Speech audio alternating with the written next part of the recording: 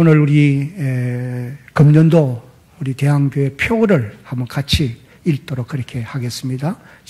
금년 시작. 성령의 능력으로 사역하는 교회. 이 말씀은 성령의 도우심으로 일하는 교회가 되어야 된다. 그런 의미로 해석을 할 수가 아마 있지 않겠나 생각을 합니다. 다시 말하면은 교회가 하는 모든 일은 다 하나같이 성령의 도우심으로 해야 된다라는 말씀이에요. 왜냐하면은 여러분이 마태복음 16장을 읽어보면 18절에 예수님께서 직접 지상의 교회를 세우셨다고 그렇게 말씀을 하시고 계십니다. 너는 베드로라, 이 반석 위에 내 교회를 세우리니 음부의 권세가 이기지 못하리라. 그렇게 말씀을 하셨어요. 그 주님이 직접 교회를 세우셨다는 거예요. 그런데 사도행전 2장 1절 이후를 읽어보면은 오순절날 성령님께서 마가의 다락방에 강림하심으로 말미암아 그때부터 이제 예수님이 세워둔 교회가 교회로서의 기능을 발휘할 수 있게 되어졌다라고 하는 것을 우리가 깨달을 수 있게 되어지는 것입니다. 그러므로 모든 교회는 성령의 역사로 말미암아 시작이 되어졌고 또 성숙해지게 되고 또 부흥의 길로 갈 수가 있게 되어진다는 것입니다. 그래서 교회는 성령의 능력으로 사역하는 그런 교회가 되어야 할 줄로 믿습니다. 안디옥 교회를 보면은 오늘 본문에 나오는 이 안디옥 교회를 보면은 바로 성령의 능력으로 사역하는 그런 교회였음을 우리가 이제 깨달을 수가 있게 되어지는 것입니다. 저는 그래서 오늘 말씀의 제목을 안디옥 교회를 닮아가야 합니다. 그런 제목을 정했어요. 한번 같이 읽도록 하겠습니다. 시작. 안디옥 교회를 닮아가야 합니다. 어떤 면을 우리가 닮아가야 할 것이냐? 먼저 이 안디옥 교회가 세워진 그 배경을 잠시 살펴보면은 안디옥 교회는 예루살렘 교회에 일어난 박해로 인해서 흩어진 사람들이 두루다니면서 안디옥에 가서 복음을 전함으로 세워진 교회입니다. 오늘 우리가 읽은 19절로 21절까지 본문 말씀을 보면은 그때의 스데반의 일로 일어난 환란으로 말미암아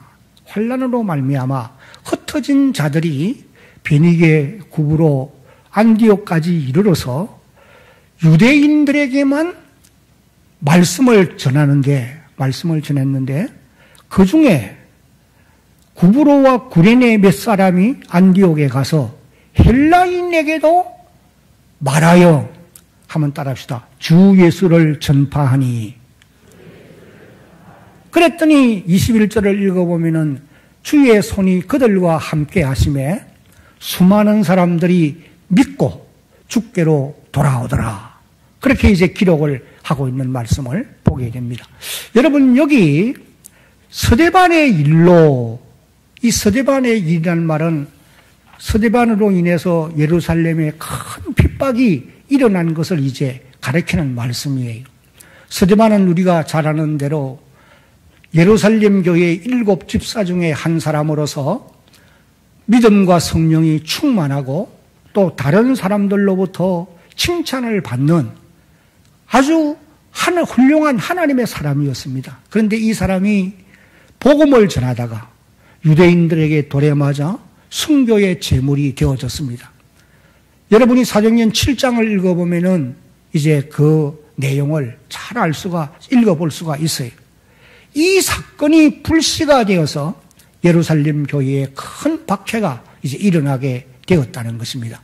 그래서 사도행전 8장 1절 하반절을 읽어보면은 그날에 예루살렘에 있는 교회에 큰 박해가 있어 사도 외에는, 사도들을 제외하고는 다 유대와 사마리아 모든 땅으로 흩어지게 되었더라. 그렇게 이제 기록을 하고 있는 것을 봅니다. 우리가 여기서 한 가지 이제 기억을 하고 지나가야 할 것은 예루살렘 교회가 뜻하지 않게 큰 환난으로 핍박을 받아서 사도들 외에는 다 흩어지는 그런 이제 디아스포라 백성들이 되어지고 말았다는 거예요. 왜 잘 믿는 성도들에게 이와 같은 환난의 바람이 불게 되었을까? 우리가 생각할 때는 우리가 신앙생활을 잘하면은 범사가 다 형통하고 잘 되리라 그런 생각을 가집니다. 그러나 하나님의 말씀인 성경에 보면은 잘 믿는 성도들에게도 뜻하지 않게 여러 가지 어려움들을 당할 수가 있다. 이것을 성경이 우리에게 말씀해 주고 있어요. 왜 어려움들을 당하게 되느냐? 거기에는 하나님의 고도의 목적이 있기 때문이다. 라고 하는 것을 우리가 깨달을 수가 있는 것입니다.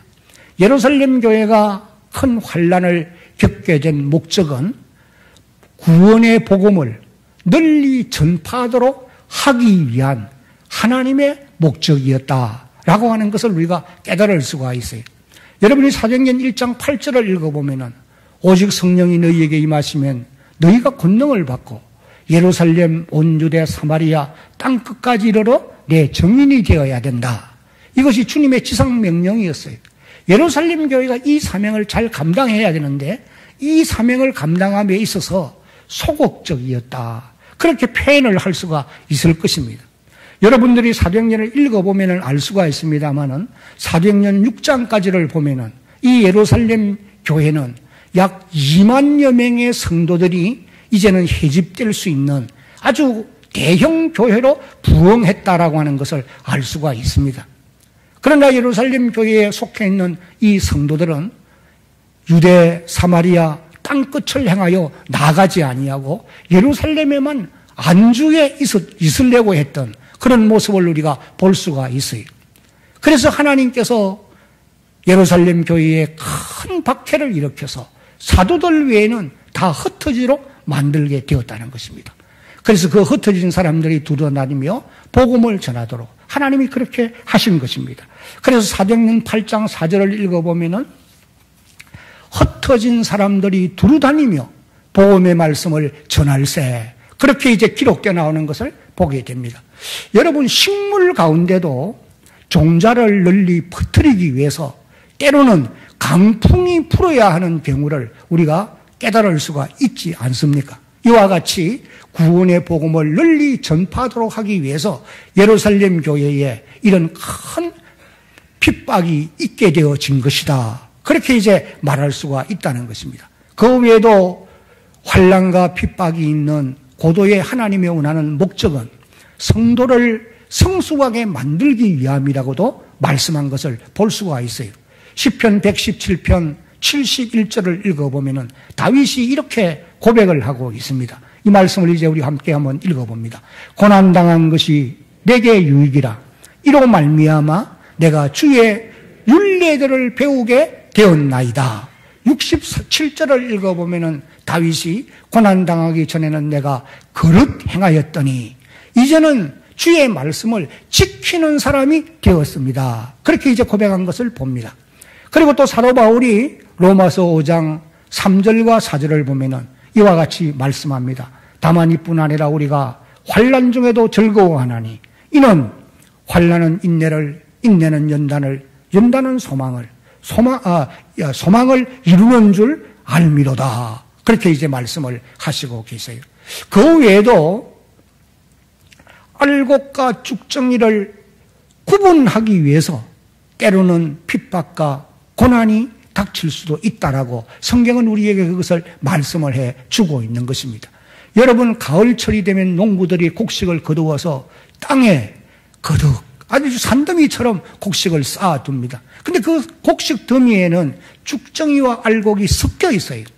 그래서 알곡과 쭉정이를 구분하기 위해서 키질을 하는 것입니다.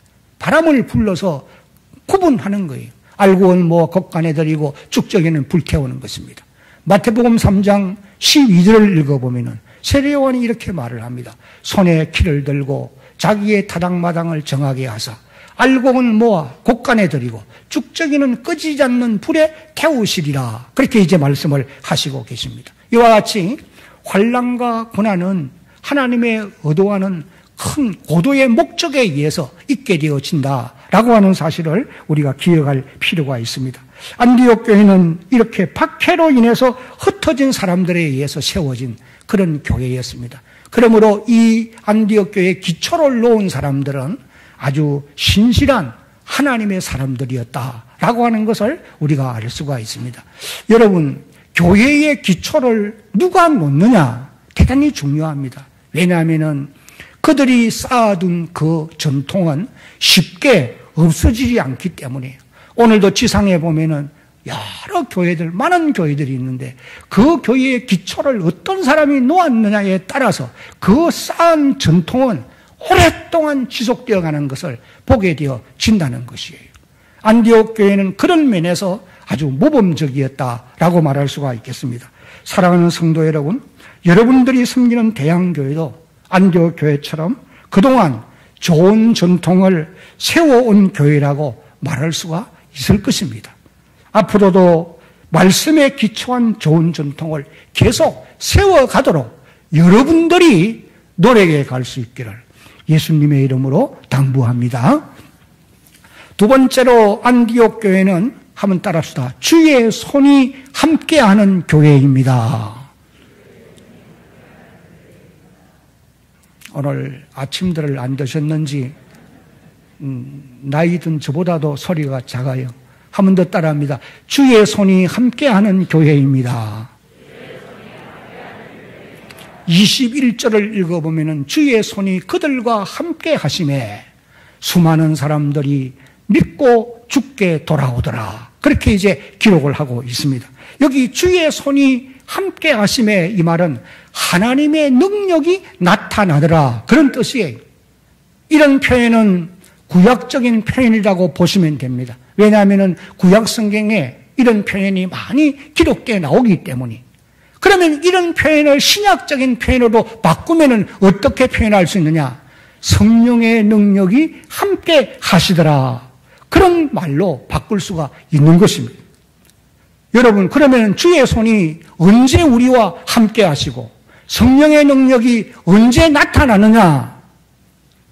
조금 전에 우리가 읽은 20절과 21절 말씀을 보니까 그 중에 구브로와 구레네 몇 사람이 안디옥에 이르러 헬라인에게도 말하여 주 예수를 전파하니 그렇게 기록하고 있어요. 여기 주 예수를 전파하니 이 말은 다른 말로 말하면 예수 그리스도를 전했다는 거예요. 그리스도의 고난과 죽음과 그의 부활을 증거했다는 거예요. 다시 말하면 예수 그리스도만을 전했다는 거예요. 그렇게 했을 때에 주의 손이 그들과 함께하는 성령의 능력이 나타나게 되었다는 거예요. 그래서 그 결과로 수많은 사람들이 믿고 주께로 돌아오더라. 그렇게 이제 기록을 하고 있는 것입니다. 여러분, 우리가 신약성경에서 읽어보면 주 예수를 전파할 때에 거기에 성령의 능력이 나타나는 것을 많이 볼 수 있습니다. 예를 들면 사도행전 3장 1절 이후를 읽어보면 베드로와 요한이 제9시 기도 시간에 성전에 올라가다가 나면서부터 안전병이 되온 자를 만났는데 구걸할 때에 베드로가 그 사람을 향하여 이렇게 말합니다. 내게는 은과 금은 없거니와 내게 있는 것으로 내게 주노니 곧 나사렛 예수 그리스도의 이름으로 일어나 걸어라 라고 하면서 오른손을 잡아 일으킬 때에 놀라운 하나님의 능력이 나타나게 되었다는 거예요.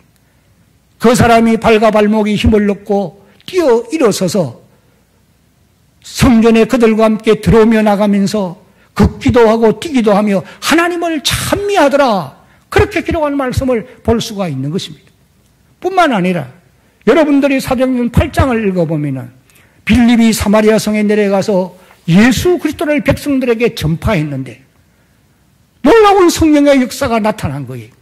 사람들에게 붙었던 더러운 귀신들이 소리를 지르며 나가는 역사가 일어났고 수많은 병든 자들이 치료를 받고 중풍병자가 고침도 받게 되었습니다. 뿐만 아니라 그 성의 마술사 시몬도 회개하는 역사가 일어나게 되었다. 그렇게 기록을 하고 있습니다. 그래서 사마리아 성에 한번 따라합시다. 큰 기쁨이 있더라. 여러분, 오늘날도 하나님의 능력이 나타나고 성령의 능력이 임하는 곳에 놀라운 기사와 표적도 따를 뿐 아니라 그 결과로 수많은 사람들이 믿고 주께로 돌아오는 역사도 일어나고 또 모든 성도들도 기쁨과 감격을 경험하는 놀라운 복을 누리게 되어진다는 거예요. 여러분, 안디옥 교회도 주 예수를 전파할 때에 주의 손이 그들과 함께함으로 구원받는 사람들이 많아졌다라고 그렇게 오늘 본문이 기록을 하고 있습니다. 24절 말씀도 보면은 바나바는 착한 사람이요 성령과 믿음이 충만한 사람이라 이에 큰 무리가 주께 더하여지더라. 그렇게 이제 기록을 하고 있습니다. 이 말은 바나바를 통해서 성령께서 강권적으로 역사를 함으로 놀라운 부흥의 역사를 안디옥 교회가 경험하게 되어졌다는 거예요. 바나바를 통해서 성령의 역사가 나타나니까 구원받는 사람들이 그 안디옥 교회에 큰 무리가 더하여지는 그런 역사가 일어났다는 것입니다. 사랑하는 성도 여러분, 오늘 우리가 섬기는 대양교회도 또 오늘 지상에 있는 모든 교회 가운데도 주의 손이 함께하는 이런 놀라운 역사가 일어나야 할 줄로 믿습니다. 뿐만 아니라 예배 공동체가 모여서 찬양하고 기도하고 우리가 하나님의 말씀을 들을 때에 성령께서 우리의 마음을 감동해 주시고 감화해 주시고 우리 가운데 성령 충만을 경험할 수 있는 이런 은혜를 주셔야 된다는 거예요. 그렇게 할 때에 구원의 큰 역사를 우리가 경험하게 되어진다는 겁니다. 우리가 모여서 예배를 드릴 때에 우리의 심령이 냉랭하고 분위기가 싸늘한 가운데 성령의 역사가 일어날 수 없는 거예요.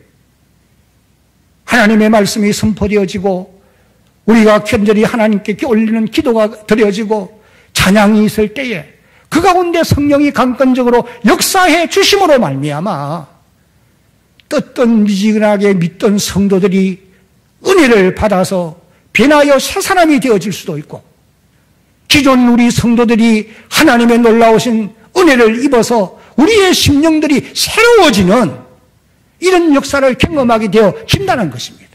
뿐만 아니라 이 가운데 처음 이제 믿기로 작정하고 아직도 예수를 구주로 믿지 아니하는 불신자들이 와서 앉아 있다 하더라도 그분들의 마음을 성령이 감동하심으로 하나님의 영이 함께 하심으로 그들도 예수를 구주로 믿고 주께로 돌아오는 이런 놀라운 역사가 일어나게 되어진다는 것입니다. 오늘 여러분들이 섬기는 대양교회가 안디옥 교회처럼 주의 손이 함께하는 역사가 늘 있기를 예수님의 이름으로 축복합니다. 세 번째는 한번 따라합시다. 좋은 소문이 있었던 교회입니다. 요쪽 동네 따라 안 했어요. 다 같이 좋은 소문이 있었던 교회입니다. 3층에 있는 분들이 대부분이 말 안 합니다. 한 번 더 좋은 소문이 있었던 교회입니다. 여기 이제 22절을 보면 예루살렘 교회가 이 사람들의 소문을 듣고 안디옥 교회의 소문을 들은 거예요. 어떤 소문을 들었느냐? 안디옥 교회가 개척이 되어졌는데 구원받는 사람이 큰 무리가 더하여지고 하나님의 은혜가 늘 충만하다. 좋은 소문이 들린 거예요. 그래서 예루살렘 교회가 바나바를 안디옥 교회를 돌볼 수 있도록 하기 위해서 파송했던 겁니다. 바나바가 안디옥 교회에 와서 하나님의 은혜를 보고 그런 표현을 해요. 안디옥 교회가 은혜가 충만한 교회였어요. 여러분, 은혜를 어떻게 육신의 눈으로 볼 수 있을까요? 여기 은혜를 보고 그런 표현은 성도들을 만나서 대화를 해보니까 벌써 그들의 마음에 기쁨도 있고 감격도 있고 예수 믿는 즐거움이 충만한 거예요. 그들의 말이 다르고 모습이 다른 겁니다. 은혜가 충만한 사람들을 만나서 대화해 보면은, 아, 이분은 은혜가 충만한 분이로구나 깨달을 수 있단 말이에요. 그래서 안디옥 교회 성도들에게 주님과 함께 더불어 붙어 있으라. 그렇게 이제 바나바가 근면을 했다. 그렇게 26절에 보면은 기록을 하고 있는, 23절을 보면 그렇게 기록하고 있는 것입니다. 여러분, 교회는 좋은 소문이 나야 할 줄로 믿습니다. 성경에 보면은 좋은 소문이 났던 교회들이 많이 기록되어 나와요. 예를 들면은 로마서 1장 8절 말씀을 보면은 로마 교회에 편지하면서 바울이 이런 말을 합니다. 너희의 믿음이 온 세상에 전파되므로 내가 하나님께 감사하노라. 그런 표현을 하였고, 데살로니가전서 1장 8절 말씀에도 보면은 데살로니가 교회에 편지하면서 이렇게 말합니다. 한번 같이 읽어봅니다. 주의 말씀이 너희에게로부터 마게도냐와 아가야에만 들릴 뿐 아니라 하나님을 행하는 너희의 믿음의 소문이 각 처에 퍼졌으므로 우리는 아무 말도 할 것이 없노라. 사도행전 2장 47절 말씀을 읽어보면은 예루살렘 교회는 온 백성들로부터 칭송을 받으니 주께서 구원받는 사람들을 날마다 더하게 하시더라. 여러분, 대한교회가 이 부산 지역에, 한국 땅에 세계를 향하여 좋은 소문이 널리 퍼질 때에 여기에 구원받는 백성들을 주께서 더하여 주실 줄로 믿으시기 바랍니다. 아멘.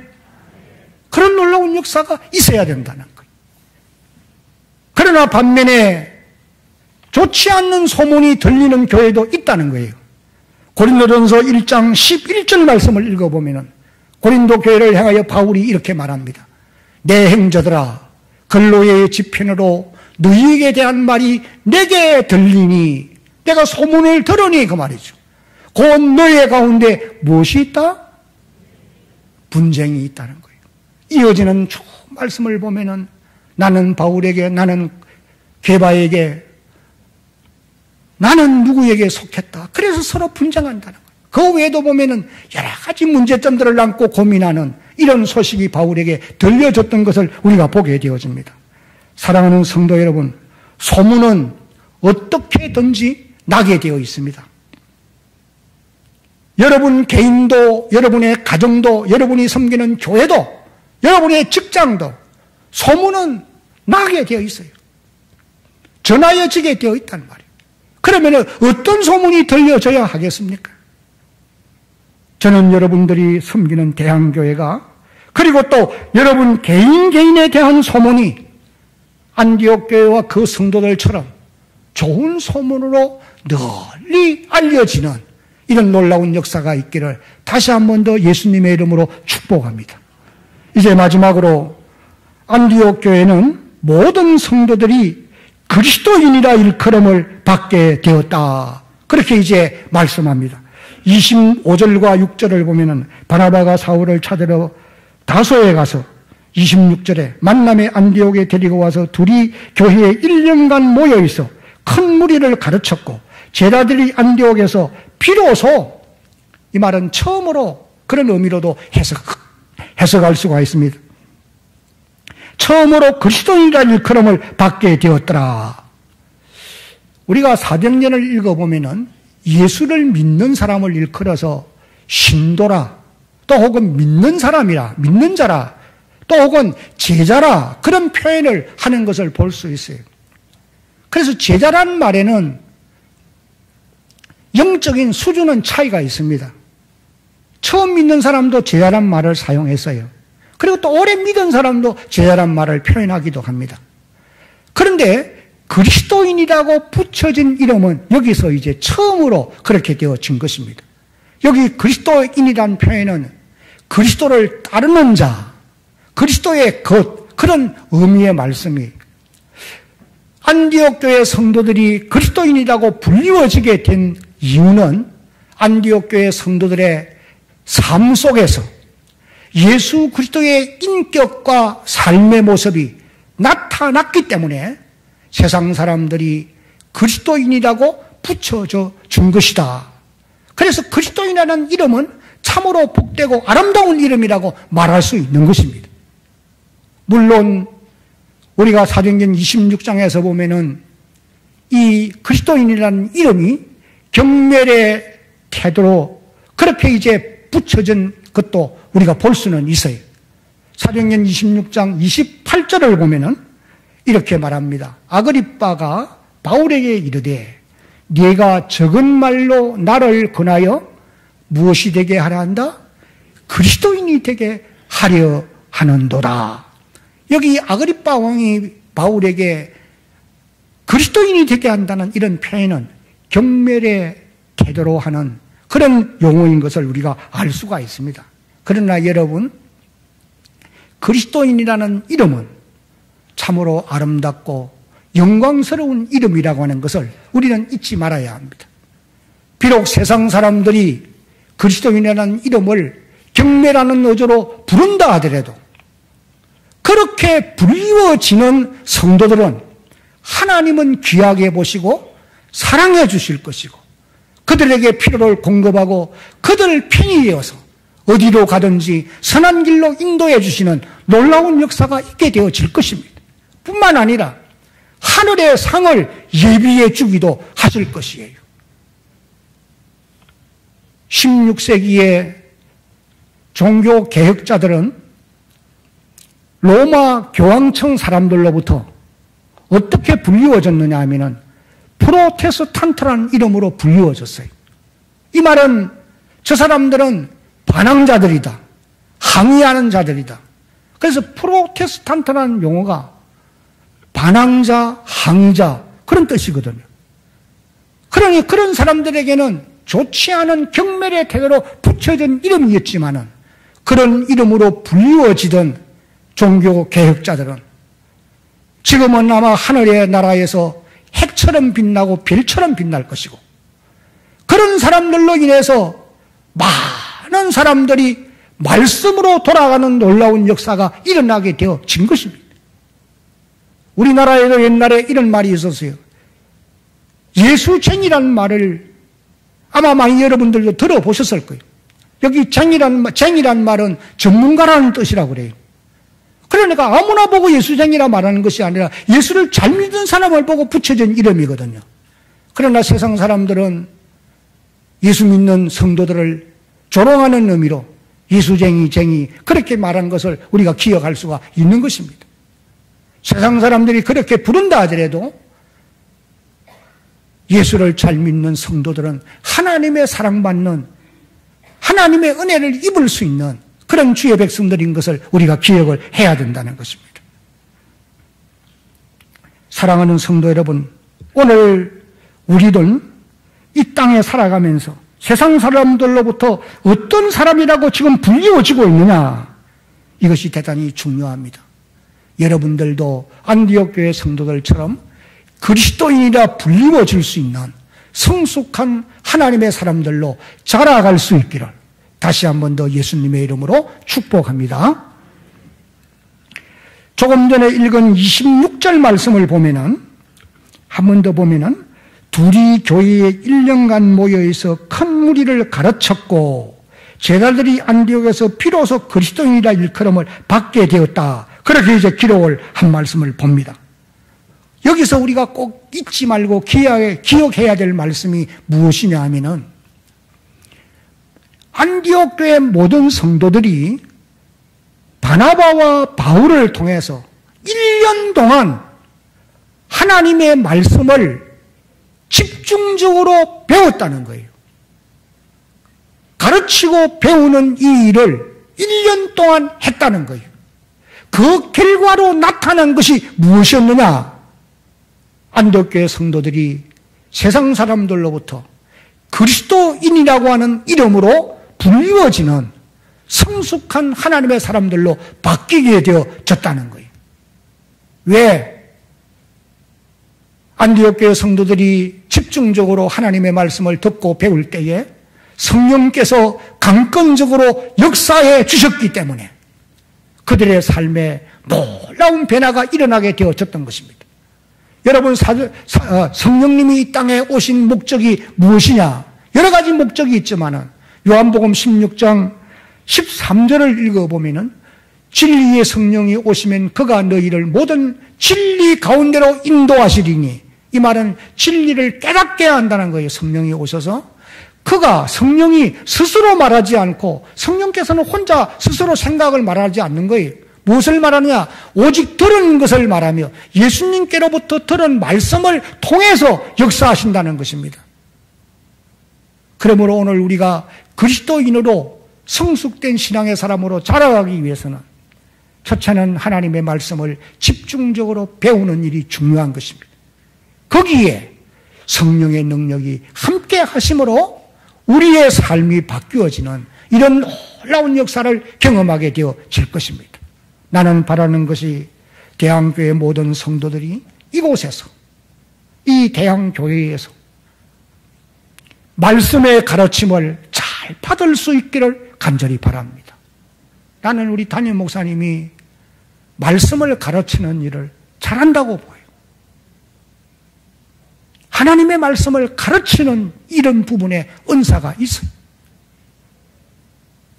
여러분들이 가르침을 잘 받을 때에 성령께서 말씀과 함께 역사해 주실 줄로 믿으시기를 바랍니다. 말씀을 맺겠습니다. 안디옥 교회는 좋은 전통이 세워진 교회라고 했습니다. 그리고 또 주의 손이 함께하는 교회라고 했습니다. 그리고 좋은 소문이 널리 나타난 교회라고 했습니다. 마지막으로는 그리스도인이라 일컬음을 받는 성숙한 믿음의 사람들로 자라게 되었다라고 말씀을 하시고 계세요. 바라는 것은 여러분들이 섬기는 이 대형교회가 안디옥 교회를 날마다 닮아갈 수 있는 그런 놀라운 역사가 있기를 예수님의 이름으로 축복합니다.